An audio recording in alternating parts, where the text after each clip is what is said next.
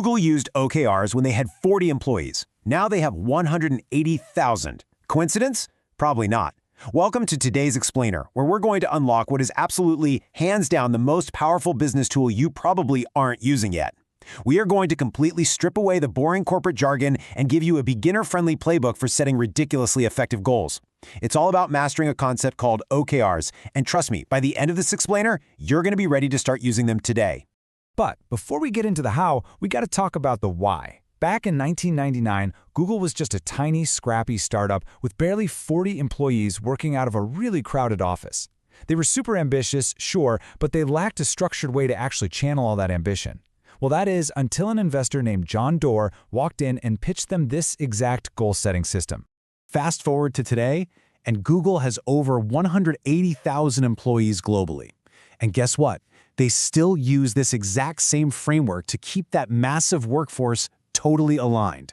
It is literally the secret sauce that took them from a tiny startup to a total global powerhouse. What's so wild about this battle-tested origin story is that this isn't some fleeting, trendy management fad. No way.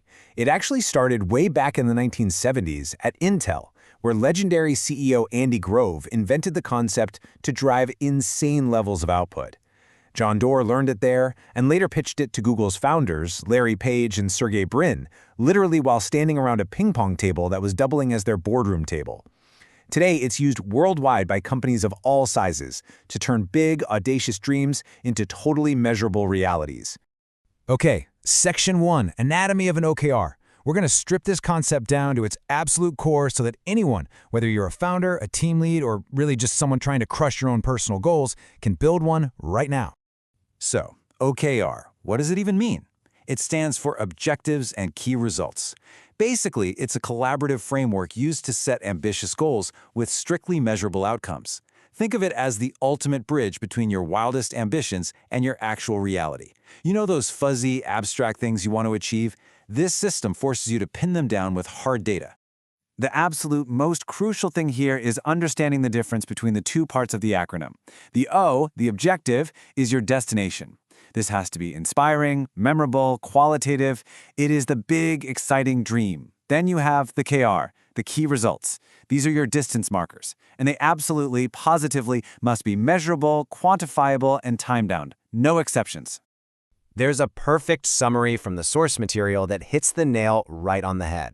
OKRs don't tell you what to do, they tell you where to go and how you'll know when you've arrived. I always love using a car analogy here. If your objective is to drive to New York, your key results aren't the actual acts of driving or turning the steering wheel. Nope.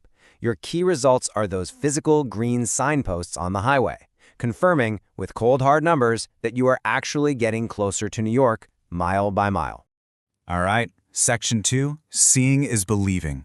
Theory is great and all, but let's dive into some real-world examples to see how successful organizations actually build these in practice, because seeing it applied is where the whole concept truly clicks. Let's talk about Allbirds, the sustainable shoe company. This brilliantly illustrates the framework in action. Their objective was super inspiring but very qualitative: create the lowest carbon footprint in our industry. Sounds awesome, right? But how on earth do you prove that? Through their key results. KR1, make the supply chain 100% zero waste. KR2, pay 100% carbon offset. KR3, ensure 25% of material is compostable. You see how that massive, inspiring dream is anchored by really strict, measurable outcomes? There is zero gray area here. You either hit those numbers or you don't. And hey, this isn't just for trendy tech startups. It is incredibly adaptable. Just look at the city of Syracuse, New York. They actually used OKRs to manage their local government operations. Their objective was to achieve fiscal sustainability, and their key results: reduce the general fund budget variance from 11% down to 5%, and spend 95% of authorized capital project dollars. Honestly, it works just as beautifully for city planning as it does for Silicon Valley. Now, we have to talk about the single most common beginner mistake. People constantly, and I mean constantly, confuse outputs with outcomes. Launching a website, that is an output. It's just a task on your to-do list. A really good OKR focuses on the outcome instead. So, increase visitor-to-lead conversion rate to 5%. Think about it. You might launch that website, but if your conversions don't actually go up, you totally didn't achieve your goal. OKRs shift your mindset from, wow, were we busy doing tasks today, to, did we actually move the needle? Let's pause for Section 3, OKRs versus KPIs. If you work in business, you are probably screaming at your screen right now going, wait a minute, how is this any different from a KPI? Let's decode this, because it is the biggest point of confusion for beginners. Let's bring back our car analogy for a second. KPIs, or Key Performance Indicators, those are the dashboard of your car. They monitor the ongoing, everyday health of your business, your engine temperature, your fuel gauge. They keep the lights on and the engine running.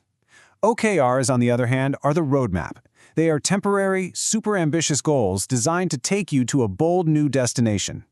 KPIs basically maintain the status quo, while OKRs break the status quo to drive transformational change. And yes, you absolutely need both. Okay, Section 4, the Execution Playbook.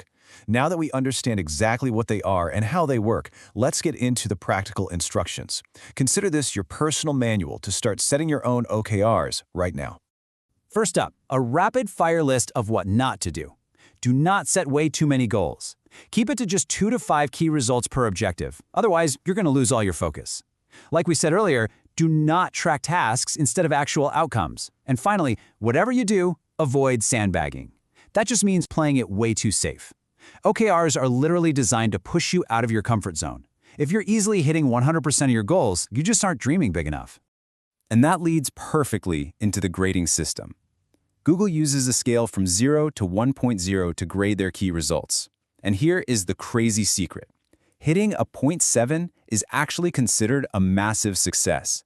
Since these are meant to be wild stretch goals, reaching 70% of a seemingly impossible goal means you have still achieved incredible growth. It completely removes that fear of failure and really encourages some bold, innovative thinking. So how do we build the perfect rhythm for success? Setting your OKRs is really just step one.